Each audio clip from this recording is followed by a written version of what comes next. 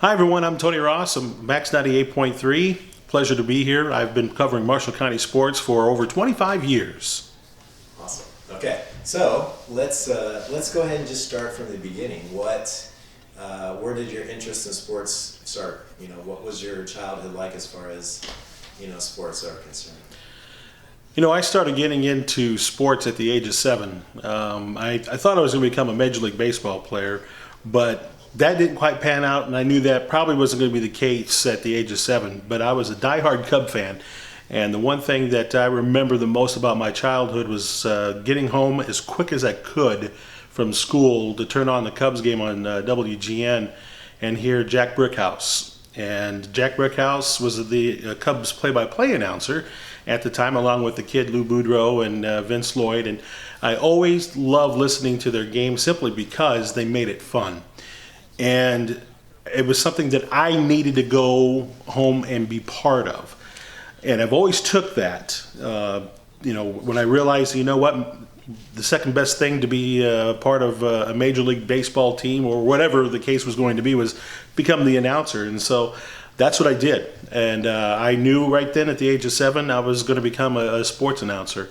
It was that love Jack Brickhouse brought to the table for me as a young kid that pretty much solidified I knew what I wanted to become. So you knew at 7 that you wanted to go into broadcasting. 7 years, yeah, 7 years, at the age of 7. And I remember throughout my entire childhood, as a matter of fact, I had great support from my parents because I would literally call a ball game on my little miniature TV I had in my room. I would turn down the sound when Jack wasn't doing the game, and I would literally pretend like I'm broadcasting a Cubs game. To a point where I believe by the age of 11, I got turned on to hockey via Channel 44, and it was Chicago Blackhawks hockey. And I knew right then and there, okay, baby, that's the next sport I want to get into, to be a play-by-play announcer. Pat Foley at the time just started his career in the early 80s, and I remember listening to him and his excitement and his enthusiasm for the game, which was another big turn on, to a point where I went and I bought one of those little walkie-talkie headsets that I could literally hear myself call a game. And I was thankful my parents were patient enough not to throw me out of the house, because they probably thought, without telling me, that I was a very weird kid, screaming and yelling in my bedroom in a ball game. And to say the least, it's led to where I'm at now, and I've had amazing opportunities in my career to interview and get to broadcast some amazing games, especially on a high school level. So, where did you grow up? Grew up in Knox, Indiana, and I got started in the business through Ted Hayes, who was the general manager at the time at WKVI, and I was doing public address announcing for the basketball team. And so he then said, "Hey, would you be interested to come to our radio station and learn how to do radio?" And I said, "Sure." I figured this was my foot in the door. This was my chance to go big time here. And so I remember that conversation, and I remember him saying, "You sound really good." And so he said all the right things to get me hooked into saying yes. And I started this business at the bottom of the barrel. You don't just jump into announcing. You don't get good by just stepping in thinking you know what you know and you're going to be able to convince everybody how to do things. Radio is different than television, and radio, you got to be the eyes. You got to paint the picture, and that's what I learned the most, dating back to my age of 7, listening to Jack Brickhouse. Yeah, I got to see the picture, but man, he would explain other things happening around the ballpark that wasn't within the confines of the TV screen. And so again, my love for that and his ability to do that led to me, getting a job at WKVI in Knox. And so that's how my career started. Any early stumbles or adversity that pops up into your mind that you can think of? Man, early in my career, yes, because you're learning. I was brought up into the business learning how to be a board op. Meaning you're behind the scenes in the studio playing commercials, and potting up the volume of the announcers or at wherever they're at. That was huge, because that allowed me to understand what format was, and allowed me to understand what I needed to do if I was on the other side. You know, how to tell my engineer, which I was called, how to play this, how we want to present that. And so that was huge. And if you don't do that in this career, start at the bottom of the barrel, you'll never understand how sports work in radio, and especially radio and TV for that fact. But that's where I started, at the bottom of the barrel. Did I have hiccups? Yes. Did I have one big hiccup? You could probably ask about every Plymouth fan here. I can't remember what year it was. I think it might have been the state run that the boys had in either 2006 or 2007, and it was a WKUI game in which Larry Falsich was my color commentator, and the piece of machinery that we had when I was working at WTCA at the time was a phone box, and it also ran on battery, but it also ran on electricity. And so we got into triple overtime. I'll never forget this. It was triple overtime. And I was excited. Everybody was excited. I mean, it was an electric atmosphere. And when the machine shuts off, when the machine gets unplugged, it goes to battery. It's supposed to. Well, there's a green dot and a red dot. The red dot means that the machine's not on, or it shouldn't be working if the electric's not unplugged. Well, it also means that it still could be operating. Well, my electricity got unplugged by the public address announcer at WKUI, smack dab in between the second overtime and third overtime. And I said something I shouldn't have. And, because I thought I was off the air. I thought I was unplugged. Every sign showed I was unplugged, but there was just enough battery juice that made me go live, and so I said something that I shouldn't have, and every Plymouth person who's probably going to end up watching this is going to say, I remember that. Other than one person saying, hey, you need to wash your mouth off, Tony. Well, she's right, I should have. But it was just the heat of the battle. Plymouth ends up winning it in triple overtime. It was one of the incredible games that I can remember. I don't remember a lot of games, I'm going to be honest with you. So, but that was one that I remember, because that's the one that kind of got me, not necessarily in hot water, but you learned a lot from that kind of mistake. So, do you remember a time where you were just like, okay, I feel like I got the hang of this now? You were in the groove. You're like, Never in this business. If you do, you probably need to get out, because you're coming across arrogant, honestly. Every time you go on the air should be a different experience. The only thing that's the same is the setup. Getting things lined up to do things. But every game has got its own unique twist, plot, from comebacks to blowouts. There's always something, and I think you have to be prepared if you want to come across as a good representation. I look at things a little differently from a high school standpoint. I look at back from when I was 7 years old, and Jack Brickhouse was telling me about Ernie Banks, and he was telling me about Manny Trio. He was telling me about Ivan DeJesus. You need to have a passion not only for what you do, but for the people who you're representing. So you do research.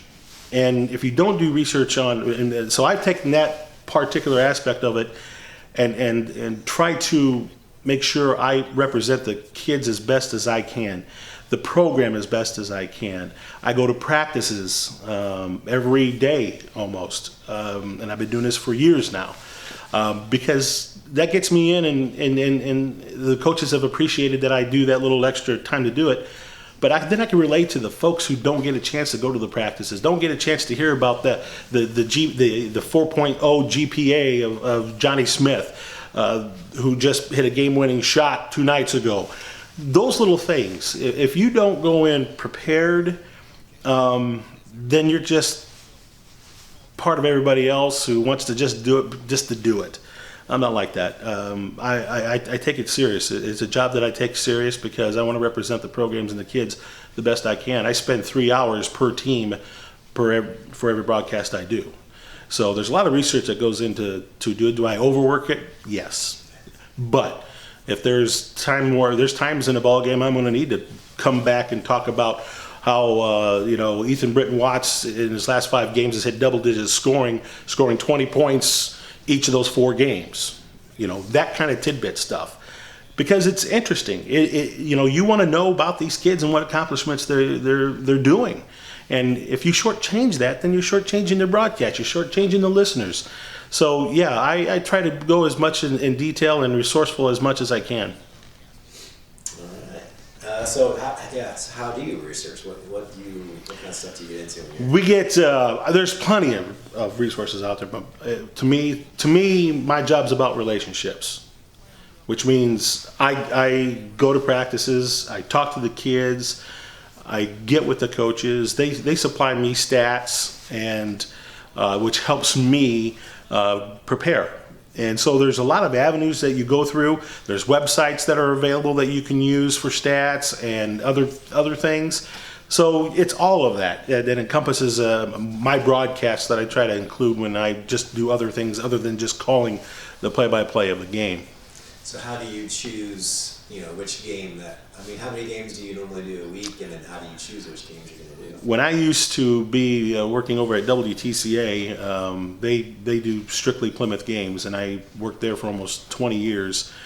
I had to worry about Plymouth. That was it. And then their opponent, so that was easy. That was the easiest part. And then when I switched to the news station, Max 98.3, we had to do game of the weeks, which means I went from one team trying to figure out what 7 I've got to try to do. I hate it. Honestly, to this day, I still hate it, because and it's only because I've gotten to know the administration of all the schools and all the kids that if I was able to be somehow magically separate myself in 7 different pieces into 7 different radio signals, by God, they'd be represented on the radio. But it just doesn't work that way. So picking and choosing a game of the week is very, very tough. I try to go rivalries first, to see, for example, the Bell game between Argos and Culver. That's always one that's on the list, and LaVille, John Glenn games have developed into an amazing rivalry over the years. Bi-County is always a broadcast for our radio station since we opened up here in Plymouth, and we've done that now 5 years as of this recording, and that is an amazing tournament. You want to talk about Hoosier Hysteria, you go to a Bi-County basketball game that's held at the area schools at first and then winds up at LaVille. My gosh, people pack the place. It's like a sectional atmosphere. But the smaller schools just really bring it, man. There's something about smaller schools like the LaVilles, like the Culvers, like the Glens, and the Bremans. Man, they just bring that little extra flavor to it. That just makes it fantastic. And this year's Bi-County tournament was no different. So kind of walk me through this year's tournament. What happened? John Glenn won it. Wasn't easy. They had a great season. And so, and to be honest with you, LaVille won it the year before. It's hard to repeat in this particular tournament because there's everybody in the Bi-County tournament has this tournament circled on their schedule. You never really know who's going to win. New Prairie won it a couple years ago. It's just, that's what I love about the beauty about the Bi-County basketball tournament. You never know who's going to win, no matter if you've come in with a 5-game winning streak or a 6-game losing streak. All you need is 3 games. That's all you need. You need 3 solid 4-quarter performances, and you'll win this tournament. And the problem is that you got an opponent that does the same thing, and which makes this tournament so unique. It's so competitive. But here's the other aspect that I love about the Bi-County tournament too, is that a lot of the area teams that are involved with it are just a few miles down the road. So they know each other. The kids know each other. They know that they're going to butt heads during 4 quarters, but afterwards they're shaking hands, giving a hug on the neck, and you see the real reason why this tournament is such a success. So does that have the same teams every year? Yes. They've rotated in the past, but mostly here in the last good handful of years, it's been the same teams. And boy, you're going to try to jog my memory, which stinks. From John Glenn, Culver, Argos, Triton, Bremen, LaVille, obviously. So it's all the area smaller schools that are participating in the tournament, New Prairie's and the other one too, and Oregon Davis. So it's a pretty sweet tournament. And it's got a pretty rich history too. Oh, does it ever? This started way beyond, I think, before I was even born, as a matter of fact. And so it's had its fair share of stars, to say the least. That's one of the stories I'd like to do down the road is on the Viscounty. So, it's got a lot of history. It has tons of history. And, Will Hostrawser, who's the host of, now at LaVille, does an amazing job. He's gotten a lot of help. And, so this tournament is a big part of Marshall County history. Yeah. So you probably, one of the things that we're doing for the series is about the coaches in Marshall County. So you've probably interacted with a lot of coaches over your 20 to 25 years. Well, if you don't mind giving me a few minutes, I want to talk about them. Yeah. The ones that kind of step out and have always been wonderful, and I admired over the many years, is the Edisons. Michael, who is the head coach over at LaVille, and his father, Jack. They have been a blessing when it comes to developing kids, not just as basketball players, but as young men. And I think there's a lot of coaches who now understand that and they see that. Jack Edison, the Edison name is well known in the state of Indiana. And there's a reason for it. Not just because it's basketball success, but what they do with their kids beyond that. That speaks volumes of why they're so successful, why Plymouth has been so successful for so many years.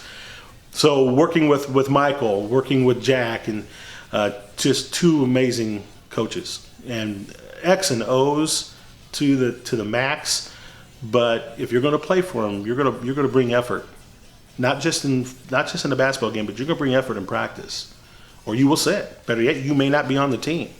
There's not a lot of gray area there, and that's what I love about it. The kids get to decide whether or not they want to be part of something that's bigger than just basketball. And those two gentlemen got it down to a science. Ryan Bales, head coach of Plymouth, a dear friend. This guy he's been in Plymouth, and I don't know how he's not been snagged away from Plymouth, to be honest with you. This guy is a really, really good coach. He cares about his players, but even more so, he does it with a morality. He does it with the compassion. He played the game. I remember working over at KVI when Ryan was a basketball player. This kid is I call him a kid because he's younger than I am, but he is special, and he's a family man. And his family come in. Sometimes the boys come into practice and stuff. He lets them watch, and the players love it. They are a great example of the Plymouth program on and off the court. And that's where sometimes schools fail. They don't find that right piece of the puzzle, which is the head coach usually. They fail at it. And to be honest with you, throughout the entire area here in Marshall County, we are blessed. Gordon Mawson, the head coach over at Argos, a defensive guru of a head coach. His team this year, they got beaten in the regional championship game. But for a fifth time in the program's history, it was a 20-plus win season. He loves his kids. He makes them play hard, and there's a lot of life lessons that get taught in the middle of all that. You look at Travis Hanna over at John Glenn, another great coach. And this is a guy that at one time didn't win a game when he started at Oregon Davis and ended up taking him to the state finals. What he does with the kids on and off the court is exemplary, and so we got Travis Hanna. Then we got Jerry Smith, former player at Bremen. He's new at the coaching gig. Love watching him. He doesn't put a lot of pressure on his kids other than the fact that he makes them take ownership of what they do. And there's life lessons in that, in responsibility carrying. Jason Groves over at Triton, another fantastic head coach. He's great X and O's. For Triton to keep him for as long as they've been able to, kudos. And he has no ambitions of moving anywhere else. And I think when you get coaches who are committed to the community, committed to a program, committed especially to the kids, there's special things that happen. And that's why we can honestly say, even to the Tom Krugers over at Culver, He's done a fantastic job over there as well. So we're pretty lucky around here in Marshall County to have the coaches that we do taking care of our kids. I know the parents will tell you that for sure. Sometimes the fans get caught up in all the wins and losses without knowing or understanding the big picture. My suggestion to those folks who get caught up in the wins and losses is stop and pay attention to the game other than just the scoring itself. See how if the players are busting their butt. See if the players are helping each other up off the court when you got a player that goes down. Look at the little things that mean an awful lot in life later on. When you see that on the court, good things happen. And that's what I get. That's my blessing when I get to do these games. I get to see the full picture. I've had to learn that. And I'm thankful for that. And there's so many coaches that even in the past that have had the unbelievable opportunity to work with. John Barron in football, all the area football coaches. Will Hostrauser, you're not going to find a better man. I mean, the athletic director and head football coach at LaVille, this guy does it right. He just simply does it right. And he's a model for a lot of other area ADs, and I can really go on and on and on here, to be honest with you.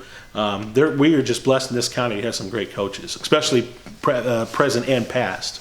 Yeah, one of the themes that's kind of come out in the Talking with Lights coaches is, how little they actually paid attention to the numbers and the wins and the losses, but all of them seem to say that what they miss if they've retired or they're done, what they've missed the most is the relationships. Absolutely. With the kids, Which is why I do what I do.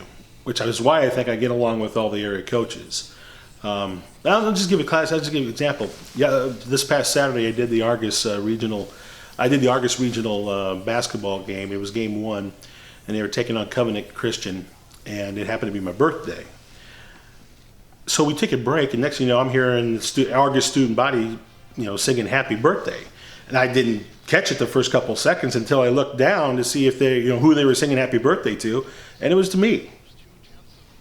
I bring this up because, 1, they didn't have to, and 2, that they thought enough of me to do that. And a lot of those kids I've known, and a lot of those kids I've had relationships and continued to follow them in their sports. And they did that. And then the Argos crowd started singing a little bit. I froze. I about cried. I'm about to cry now because that's special. I mean, that's the kind of kids we got. So when people say they weep for the future, I don't. The same with when I go to a Culver Academy game. And this is for every school. But, since I brought up the academy, I go there to the practice and I get a hug from every one of their players. They're just happy I'm there. They're happy that I care about them enough to come to the practices. I feel if you don't do that, again, you shortchange the program, you shortchange the kids who are busting their butt, they're making their grades. Now, do you have hiccups? Yes, you have hiccups. But the bigger picture is, man, it is about relationships, and it's about letting kids know you do care about what they do. And doing basketball and football and hockey and volleyball and soccer and baseball, which of all I've done, lets them know that. And I'm proud of that fact. Yeah, it's a lot of work, and if I don't have a supportive wife and all this, I don't get to do any of this. So, it's those little things that you get, those little blessings you get out of doing these games that mean everything. That's great. Where you covered the Lumiere game. We covered the Culver Academy Lumiere game. Like I said, I've been doing this for 30 plus years.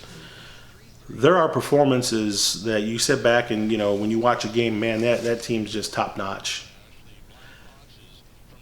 The Academy was better than Lumiere, and Lumiere was the #1 team in the nation this year. The Academy were better. They just couldn't hit a couple free throws down the stretch to win it. That's it. Yeah. That's all that separated that game. CMA wasn't even supposed to be in the vicinity of this Lumiere team.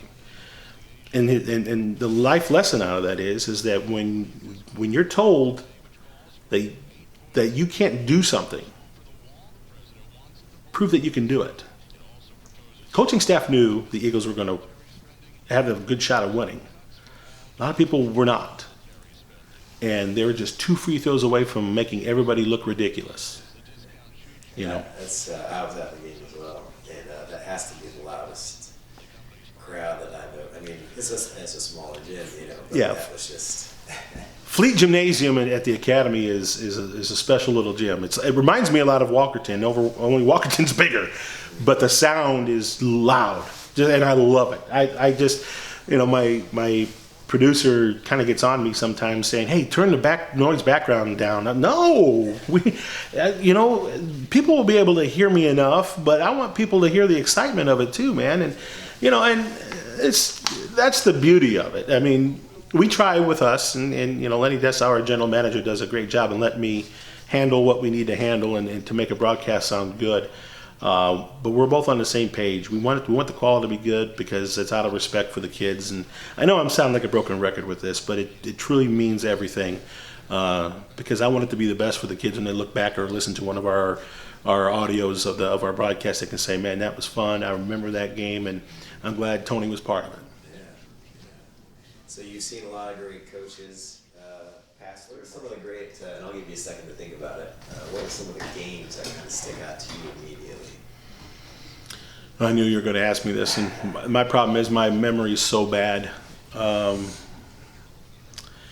Some of the best games that I had to broadcast, 2006 kind of comes to mind when Plymouth was in the state finals and they got beat by Luke Zeller on a half-court shot in the final second.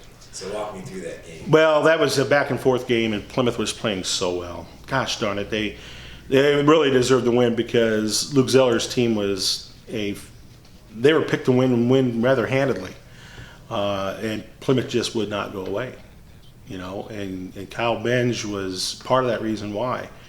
And you know, we had a young up-and-comer in Randy Davis, and it was just back and forth. And Plymouth just kept. They were not even expected to be within 10 of this team. I took them down to the wire, and it took a miracle half-court shot by Luke Zeller to win that game. But the following year, you know, our boys came back and ended up winning state. Again, the resiliency. A lot of that comes from the coaching staff, the Edisons, and you know, Jack, and what he wanted to make the kids understand. When you become a Pilgrim player, it means something. You know, that left a sour taste in every one of those kids' mouth the following year, and you know, next thing you know, they're able to turn around and get it again. I tell you another fun year that I remember was another state trip, and it was by the Lady Pilgrims, Plymouth. Dave Cox, Dave Duncan, and those girls were just special young ladies with an incredible supportive family unit. I mean, everybody was all in. And here's what I love about those kind of games, those kind of teams that are able to make it a long way. You know, the old adage now is you got to be all in. All in means you're all in without any buts, without any exceptions. Meaning you let the coach, let the players play, you sit back and watch and enjoy what they're doing. And I think that parental group in that Lady Pilgrim State Finals year was a unique parental group. They understood. You know, they let the coach, the players play, and they just enjoyed it. They just enjoyed their girls being successful. They didn't get in the way. Matter of fact, there wasn't enough parents that didn't want to help. You know, that's what all in is. It's from administration, top down, but more importantly to the parents.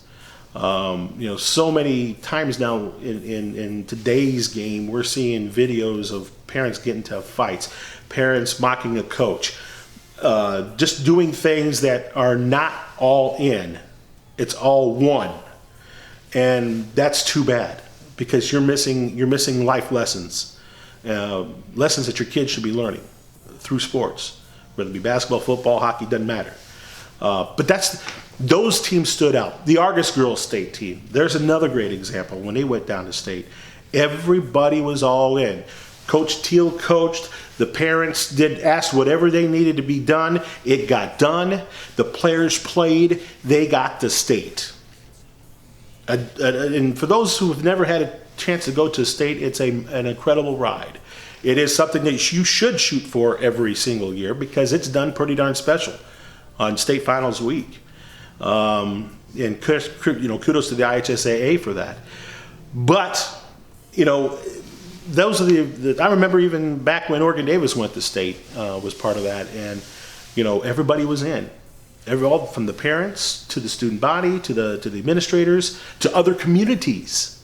They were all in and supporting, So, that's why it's really cool and interesting. When you say what's your most memorable games, all the state broadcasts that I've done, because each one was unique, each one was special, but they had a common denominator if everybody was all in, from administrators down to the parents. And if you don't have that, it's tough to win. Yeah, I had Coach Mark Heater from Triton yesterday. Great guy. And we were talking about the 2000 championship. Oh my gosh. There's another great example. What tremendous gutsy performances by his girls. I mean, honest to God, it was fun to watch them guys. Jason Groves, another one when his boys went. Again, another classic example of being all in, from parents all the way to the top of the administration. Yeah, I don't know if you've seen the Triton Girls championship game in a while. I don't know if you probably didn't cover that. No, we did. You were there? Yeah. We were broadcasting. That's what we were doing. Tell me about that experience. Huh? It was great. It was great. It was just unique. Again, I don't want to sound like a broken record, but everything Triton was doing was supported by everybody. And the whole town of Bourbon, my gosh, the community support. And this is the other thing I love about smaller schools and smaller communities. Everybody gets into it, man. The windows, just like they are here at Plymouth during the state run by our girls, windows got some kind of good luck wish on it. And it just exudes excitement, And it was no different for the Triton run. No different at all. Mark Heater was a great coach. He was a great coach. And he had some studs. He had some studs that got him down there. And, but even more so trying to remember the game for me, it's about all the other stuff that was leading up to that game. And even afterwards, that was so awesome to be part of, let alone get a chance to broadcast about. So they went into that game, and they were the only unranked team that was down at the state that year. Going into that championship game, I don't really think nobody did. I'll tell you right now, nobody did. Nobody expected them even being there. But when you got kids who are all in, and I hate using that word 50,000 times, but I'm telling you, it's special. When you go all in, it's amazing what the good Lord gives, opportunity He gives you. And Triton was a great example with that. All the state teams were. But, you're mentioning the Triton run. There was games that they were not picked to win, and they did. When that happens, man, it's a fun journey. It's a fun journey. I don't know if you remember how that game went, the overtime. I just bits and pieces of it. But of course, the last shot, which is kind of gone down, they had some people compare it to the Milan shot, because it was just so loud. Well, with good reason. Yeah. With good reason. Let's face it. When you get into that situation and you need that one person to step up, and sometimes it's an unlikely hero that does it. Luke Zeller. Go back. He makes that last second half court shot. He could have practiced that 50 times and not got close. But it's that one time, and that one shot, that one moment, that will be talked about forever. Well, the girl who made that shot, Amber Feldman, guess how many shots she took that time? I think she only took a couple, if I'm not mistaken. Yeah, one shot. That's what I'm saying. It just takes one person, that one time. And that's the beauty of basketball. But then you got moments in football where the Rockies I can't remember what year it was, and they're ready to move on, finally get out of the sectionals. And all they got to do is keep a 36-yarder or 37-yard field goal, something along that line. And in South Bend, facing South Bend, Washington, what happens? The dude kicks it, and if I'm not mistaken, it was against the wind a little bit. It hits the crossbar, and then jumps over for the game-winning field goal. Inches.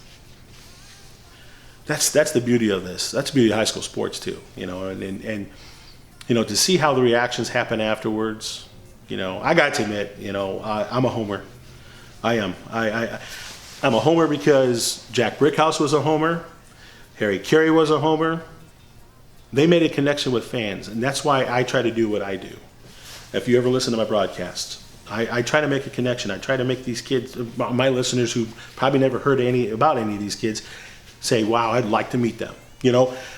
That's why at that South Bend watching a football game, I just, when you see that happen, you try to find words without breaking out crying because the kids played so hard, and then that happens. I mean, we're talking inches, not even inches.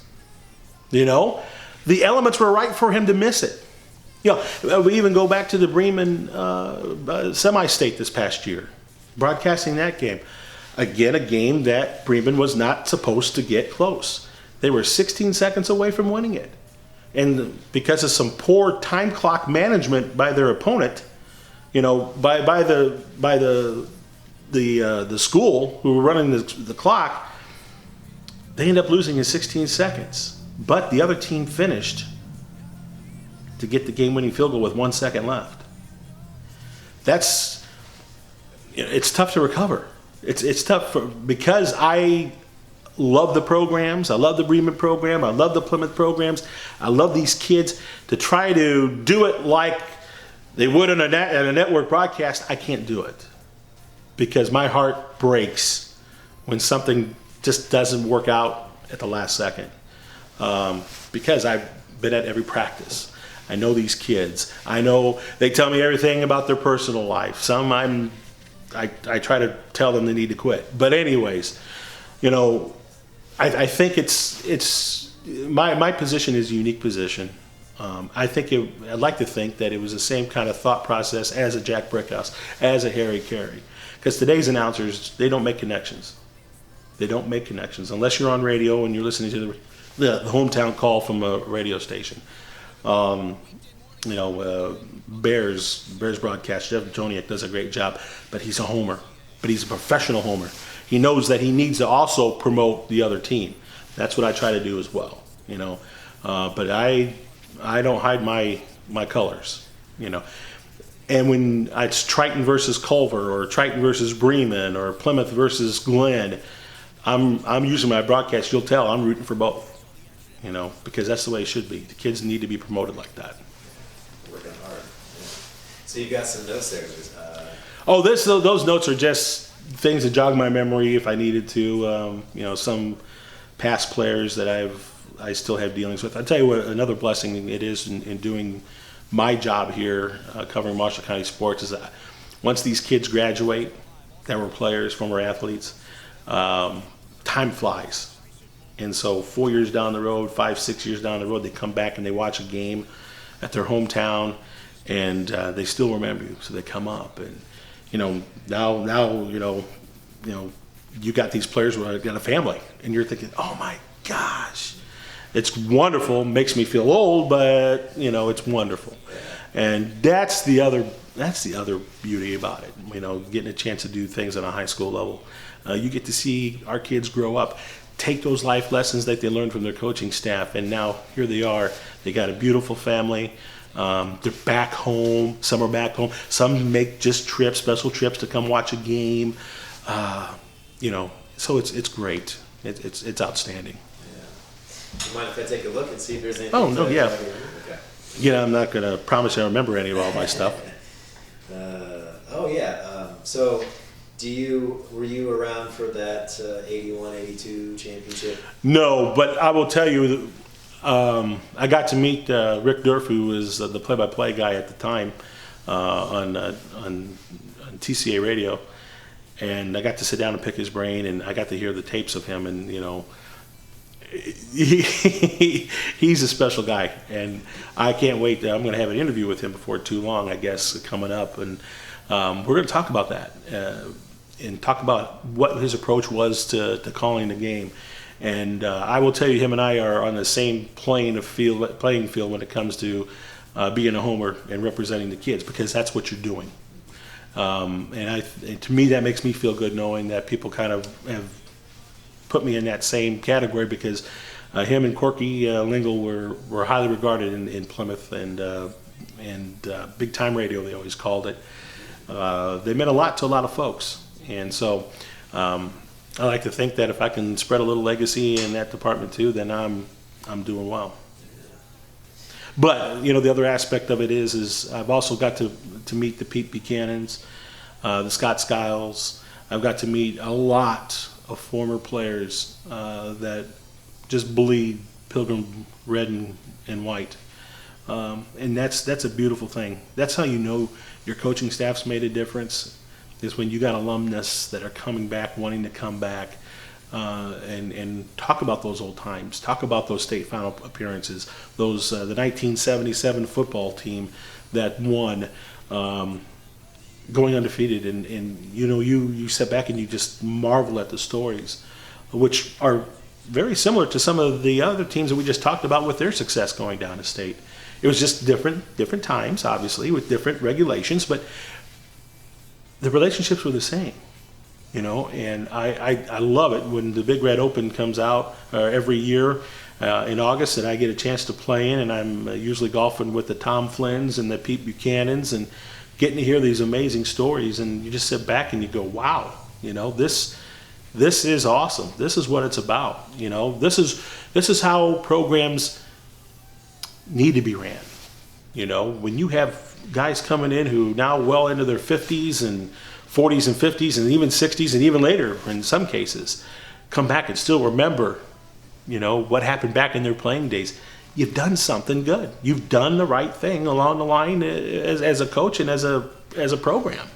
It's hard to think of another, thing such as sports that really kind of sticks with people like that. I mean, if you play and on a team, that's kind of the stuff that you remember, for the rest of your life. It seems like a lot of people. Well, past girlfriends usually get talked about too during those golf outings. At least with the group that I'm with. I hope I didn't get anybody in trouble. But anyways, no, honestly, it is. You're right. And it's those teams, the camaraderie, the chemistry. Listen, it all plays an important part on the success of our teams. Especially in any sport. One thing that we always talk about, or I ask a coach a question about, is the chemistry. What do you like? Do you like the chemistry? Is everybody getting along? Is there some competition going on? What is it? And coaches know. Coaches know when the chemistry's flawed, and they'll. And the other part about it is, I think with my relationships with our coaches over the years, I know what to say and what needs to stay in house. So I'm just going to kind of go through your notes here. So Jack, of course, Jack Edison, which we've had. He came in and talked, and he's an amazing guy. Yeah, he is. Oh wow, I didn't know that. Last year the LaVille was 23-1. Mm-hmm. That's a great season. Why don't you tell me a little bit about that season? Well, last year for the LaVille Lancers, it was an exceptional year. They were undefeated until their game. What was it? The sectional first game or second game? I can't remember. Again, my memory's not as good as it used to be. But they had an unblemished regular season, first time in LaVille history, and this was an exceptional team. It had the right players, the Adams Tankies, Riley Cox's, Luke Beeler was really coming into his own, but he had an exceptional 380 point season that year for the Lancers. They were tough, not just offensively, but even more stingier defensively. Westview got out to a quick start on them, and Westview, it was just their year. They had the talent, they had the size, they had the shooting. They were the toughest opponent that LaVille had on their schedule, and at least that day especially.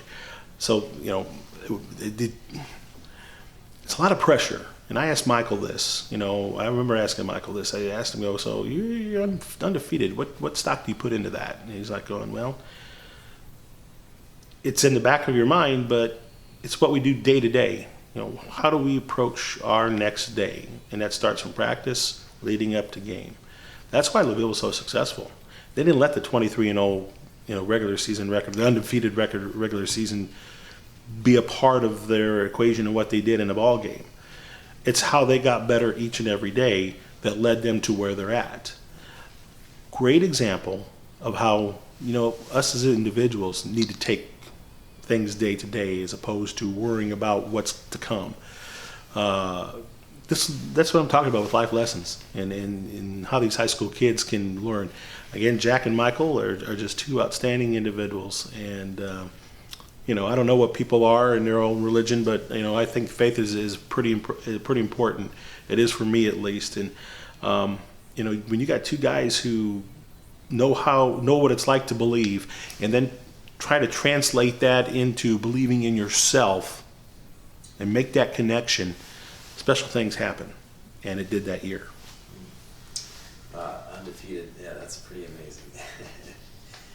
That is. Oh yeah, let's go. I had Coach Waybright in a couple of weeks ago, and we talked, of course, about the run that they went on, the incredible run. I don't know. That was 78, right? Yeah, 78. Yeah. They won, what was it, 50 some games in a row. I forget what it is now, but I don't know much about it, okay. But if you want to talk from a community standpoint, it's the same story with Plymouth and their 77 football team, where they were undefeated going in, and the community just surrounded that team. We're talking about the era where there was no 3-point line. So who could imagine what the numbers that Argos team could have ran up if there was actual 3-point line? Oh man, it's my understanding they just shot the lights out, and then just a few years down the road in '82, Plymouth, they go to state. Who would have thought if they had a 3-point shot? And so it's like I said, it's just neat when you have the area teams that celebrate success the way they do, and how Plymouth was rooting for Argos in that '77 year, and vice versa in '82. It's no different than today. No different than today when we got LaVille undefeated, getting good luck wishes from Ryan Bales, and I'm saying this is what makes this area so unique. Well, that reminds me of the 2001 girls basketball season where both Triton and Plymouth. Oh, did we have fun that day? We had fun that day, and I remember. I remember that day, and I think if I'm not mistaken, I got hung up in traffic. After the Triton win, went to go get some lunch. Got hung up in traffic. I may have overstayed my welcome doing research and stuff at the one place establishment I was at. But anyways, so I'm on my way, and I think I got usually 2 hours. I usually try to get to my game 2 hours ahead of time. And my 2 hours got dwindled to an hour and a half. I got stuck in downtown traffic in Indianapolis. And it's not easy finding a parking spot, and it wasn't definitely back then. And now we got an hour. And now I'm starting to push the panic button. I'm talking to Scott Masters, my engineer, and he's calling me saying, "Hey, where you at?" Because we have about a 40-minute pregame show all lined up. So now I got 20 minutes to get to the stadium, in the door, starting up and going. And I'm now panicking. I am flustered. And so he goes, and Scott's calling me every 5 minutes. I'm saying, "Scott, I'm trying. Let me go." And so we finally get there, and I tell you, I had about a minute and a half to spare before we had to go on. Pulled it off. Yeah. But we had a minute and a half. Because if I would have started any later, we would have had to scrap some really good interviews, and wasn't about to do that. So I even had thoughts about just parking my car on, I don't even remember what street it was on, and just running, because it would have been a lot easier for me to get the parking spot, than finding a parking spot, and then, get a ticket and get towed. I thought about it, but I didn't. And we were able to pull that one off. So that's what I remember of that one, probably the most, because it had the most anxiety-filled, storyline in it for me. So you called you called the Triton game as well, and yes. So you pulled double duty then. Yeah. That's a lot of talking. Yes, it's a lot of talking, but again, it goes back to the research part. I was doing it back then as I'm doing it now. The only probably difference between then and now is the older I'm getting, the memories going down south, and so it's tougher for me to remember and get all my research done in a more timely manner. So outside of that, I haven't changed that at all. So did Plymouth end up winning that day? I don't remember. The girls? Yeah. Yeah, they did. So both Triton and yeah. So it was nice. It was a good day down at Indianapolis. I mean, for Marshall County to have two schools win state, I mean, that's phenomenal. It happens in some certain counties, usually with the bigger schools. But when you get two schools, and Plymouth's big, don't get me wrong, but Triton wasn't. And, to have that happen, that's pretty special. That's very special. But it was a memory-filled 2 games, to say the least. And, you sit back and you try to remember everything that happens, but the fact of the matter is, the older you get, the worse you forget. So, what I do know though, I remember just all the community support. Plymouth had Triton stuff on their windows on some of the businesses. Vice versa over in Bourbon. That's what. It's hard to. That's why I love sports so much, because you always find a common denominator, and that is supporting your student athlete. So one thing I've been asking everybody at the end is, and you've kind of talked a little bit about it, but looking back over your career and time, spent covering sports in Marshall County, what do you think it is about sports? How has it impacted your life, and how does it impact the community? How does it? Well, through all the stories I talked about, I think maybe our viewers here are going to get the gist of it. And listen, our greatest investment is in our kids. It is. It's been ours. For me, and my wife Jennifer's, it's been our 2 girls. They went through the Plymouth program. They weren't even student athletes, but they got a really good education from Plymouth. And the same can be said for any parent who has a kid go to any of our schools here in Marshall County. But we got to make an investment, and I think because times have changed so much, how we're making that investment not only looks differently, but it feels different. And it's just for an old codger like me, that's been the most interesting part of following sports now, especially on a high school level. I think doing what I do, going to practices, making that connection, praising the kids' efforts and their hard work in practice, getting a chance to sit down and pick up coach's brain about how they're doing this, why they're doing this, keeps that connection more, I don't want to say this, more olden style, for lack of a better slang there. Simply because it's that connection. It's about that relationship. We're in a world now where relationships are made through phones. I like my old-fashioned way, face-to-face. And here's what I found out about doing that. I get saying happy birthday by a group of high school kids at a high school basketball game because of those face-to-face interactions. So the olden ways still work, and they work effectively. And to me, I hope we never lose that, because if it is, it'll be a sad day for us in this country. I firmly believe that. I think in schools, they're trying to be more proactive and more interactive. And yeah, they're using today's technology to kind of entice connectivity to do things outside of using a phone. Plymouth, I think, is really doing a good job with that and making attempts at. The area schools, I don't know if they have as much as that of a problem because they're smaller, but it's out there. And when we lose that connectivity with our kids, for some reason or another, and not try to show them that, hey, our old way's not that bad, sports allows us to do that. Sports allows me to do that. And I think that's something that kind of separates me from a lot of the others that are out there doing what I do. Like I said, I'm passionate about my sports. I'm passionate about my broadcast. And hopefully you're able to tell that. Hopefully that separates me from everybody else who's doing them. When it's not, then I need to hang it up. But I don't see that happening anytime in the near future.